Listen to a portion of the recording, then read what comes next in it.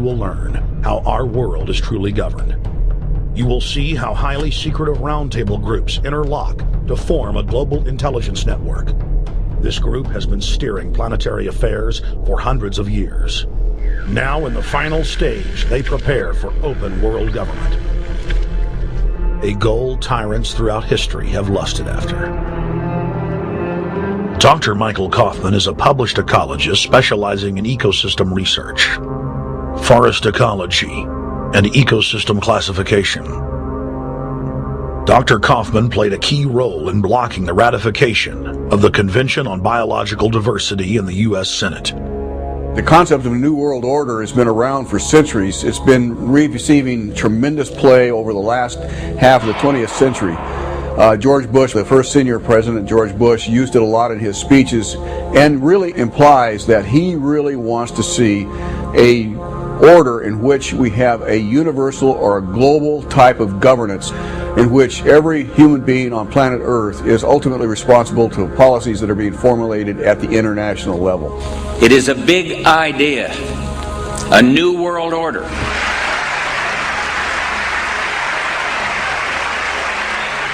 President Bush said that the New World Order was in tune, and that's what they were working for. The UN is part of that government. They're working right now very significantly for a North American Union. That's why there's a lot of people in Washington that don't care too much about our borders. They have a philosophic belief that national sovereignty is not important. It's also the reason I have made very strong suggestion that we need not be in the United Nations for our national security. It's really always the same. You go back throughout all of history, the Roman Empire, the Soviet Union, Hitler during the Nazism was always saying that it's going to create the utopia for the average person, when in fact, history always shows that it does exactly the opposite. Conquest and empire is as old as civilization. Babylon, Egypt, and Greece. They all built empires in an attempt to rule the world. The Roman system at its peak dominated the known world. Complex governmental systems were developed to control diverse populations. During the period between the 15th and 19th century, new empires emerged and again waged war for supremacy. The nobility, as well as the thriving merchant class, were financed by a handful of private banks. Many of the great money houses would hedge their bets and finance both sides of a war. Sophisticated intelligence-gathering networks gave the financiers a clear edge over the governments they were slowly gaining control of. On the 18th of June, 1815, agents of the British arm of the Rothschild family looked on as Emperor Napoleon Bonaparte fought desperately to save his army from the jaws of a British-Prussian pincer attack. A Rothschild agent was able to get the news of Napoleon's defeat at the hands of Lord Wellington to Nathan Rothschild a full 20 hours before the news reached London. Nathan, the head of the British arm of the Rothschild family, put out the rumor to the London Stock Exchange that Napoleon had won the war. Stocks plunged by 98%, and Rothschild was then able to buy up the entire British economy for pennies on the pound. When the news of Napoleon's defeat finally arrived, stocks soared. Britain was now the undisputed ruler of Europe, and Rothschild ruled England. The already dominant British Empire grew even more aggressive. Her troops and bureaucracy spread across the globe. The sun never set on Britannia's holdings. The banking cartel funded, in fact, since about 1800, they have funded both sides of almost every war.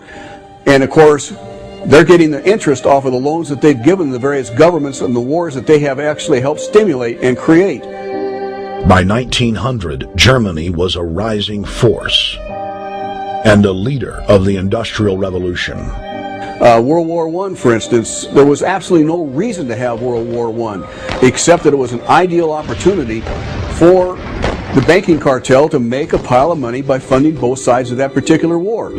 On June 28, 1914, the heir to the Austrian-Hungarian throne, Archduke Franz Ferdinand, was assassinated while traveling in a motorcade.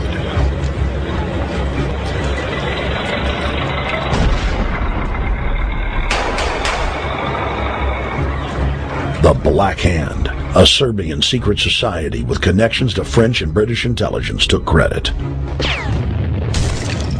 World War I had begun.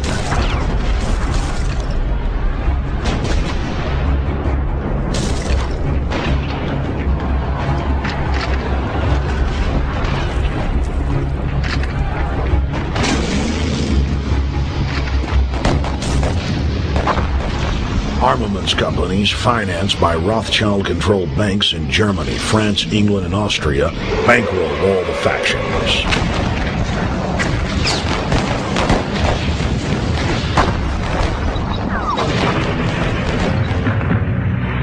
At least 20 million were killed in the war. It was a conflict so terrible the people vowed to never fight again. They dubbed it the war to end all wars. Question is, why did they want war? Well, first of all, is money and power. But secondly, they wanted to create the League of Nations. They had this in their plans all along, and as a consequence, once the war was over or about to be over, they began to formulate this idea of a League of Nations so this would never ever happen again. Hundreds of years of practice made the British experts at hiding their empire behind puppet governments and councils. In the name of stopping all future conflicts, they proposed that countries would join a League of Nations. Their true intention was for the League to serve as a framework for world government. President Woodrow Wilson, who had spearheaded the establishment of the private Federal Reserve System in the United States in 1913, strongly supported the establishment of the League of Nations.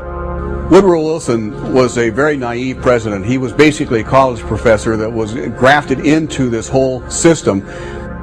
The League convened in Paris in 1919, but many nations recognized it as a threat to their sovereignty and refused to join.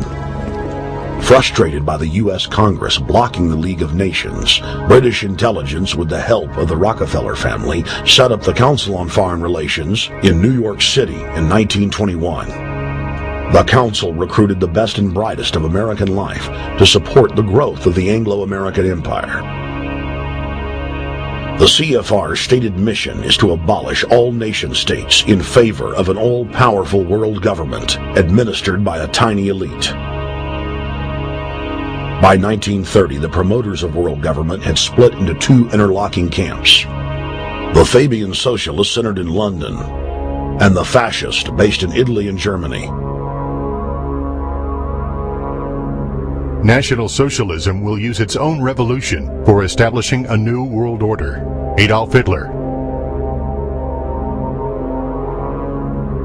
Supporters of the fascists in the United States and England believed that the military should be used to quickly transform the world into a new world order, while the more sophisticated practitioners of globalism stated that incrementalism was the sure path to world domination.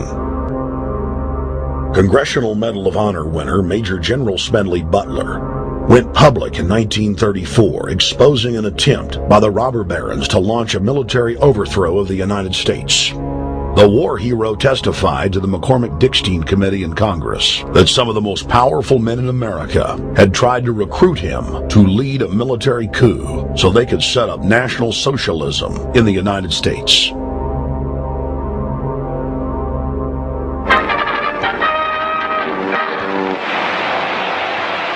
I appeared before the Congressional Committee, the highest representation of the American people, under subpoena to tell what I knew of activities which I believe might lead to an attempt to set up a fascist dictatorship. I was supposed to lead an organization of 500,000 men, which would be able to take over the functions of government. The fascists had also made deep inroads in England. Edward VIII, King of England, was forced to abdicate the throne because of his public support for Hitler. Fast det sista berget står om das negativa problem der Bekämpfung dieser Lehre und ihrer Organisation handelt, sondern um die Durchführung der positiven Aufgabe der Gewinnung des deutschen Arbeiters für den nationalen Staat.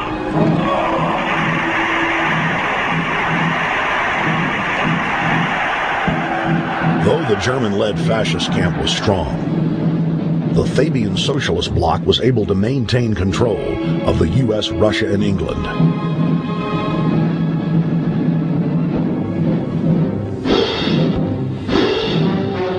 In the build-up to World War II, and during the conflict, the bankers again financed both sides, just as they had done with Napoleon.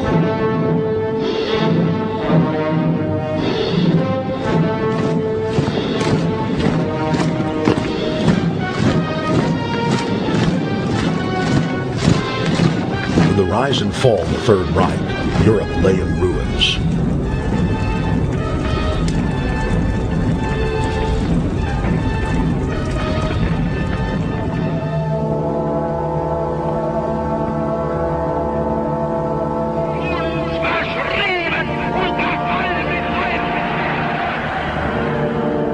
Once again, the elite claimed that only global governance could save humanity from certain destruction. And this time, the elite would succeed in setting up their world body.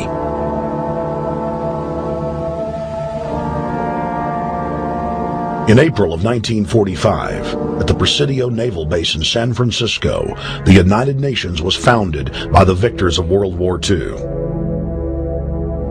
The United Nations complex was then built in New York City on land donated by John D. Rockefeller.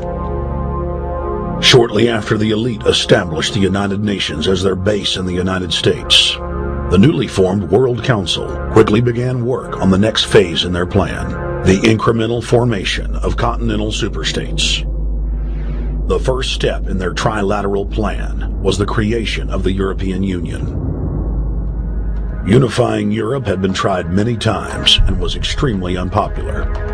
Where Napoleon and Hitler had failed to accomplish their goals using force, the globalists would succeed using stealth. The British spearheaded the formation of the Council of Europe on May 5, 1949. The Treaty of London claimed to only establish trade ties between European nations, like NAFTA or GATT in North America. Its true intention was the formation of a European superstate.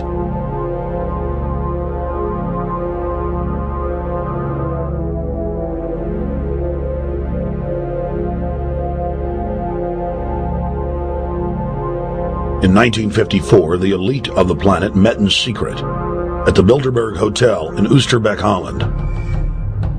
The Bilderberg Group would later admit that their mission was the formation of the EU.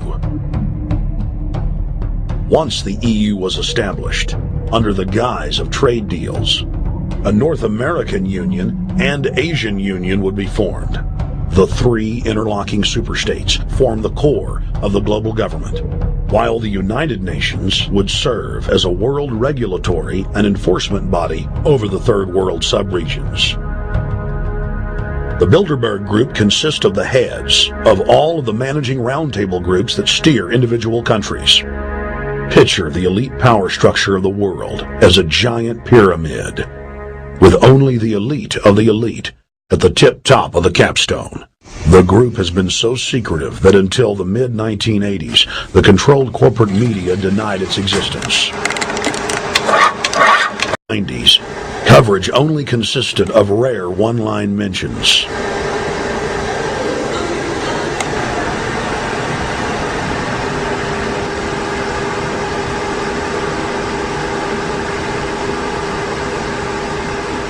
With the rise of the alternative media, their stranglehold on information has begun to slip.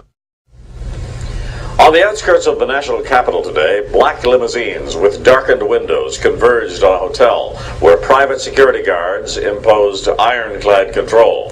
The limos carried royalty, political power brokers, and industrial titans to a secret meeting that will last all weekend. It's known as the Bilderberg Group. Could their objective be world domination?